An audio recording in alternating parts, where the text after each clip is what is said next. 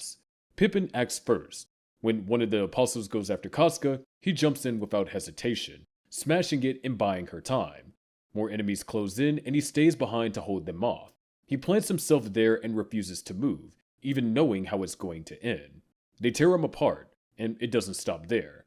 One of the apostles uses what's left of his body like a puppet, setting it up as bait for Guts.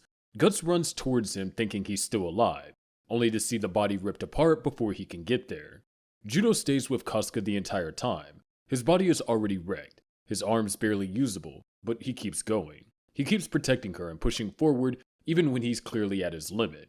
When he finally collapses, he still tries to keep things light and encourages her to keep moving. In his last moments, he looks at her with regret over everything he never said. Then he's gone.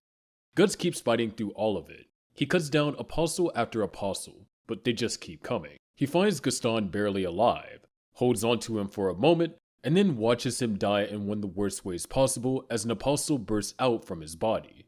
The Band of the Hawk gets wiped out completely, and gets treated like an unwilling buffet for a pack of hungry demons. And through all of this, Griffith watches from above, completely calm and untouched. That's what makes the eclipse hit so hard. We spend all this time getting attached to these characters, following their lives and rooting for them, only to watch them get brutally devoured just to push one man's dream forward. In the end, only Guts, Casca, and Rickard, who wasn't there when the eclipse happened, are the only survivors. Casca loses sanity after she gets violated by Griffith, and Guts carries everything that happened with him, fueling his thirst for revenge for the remainder of the series. For Guts, the Band of the Hawk weren't just soldiers, they were his family, and after watching everything they went through together, it hits just as hard on anyone following their story.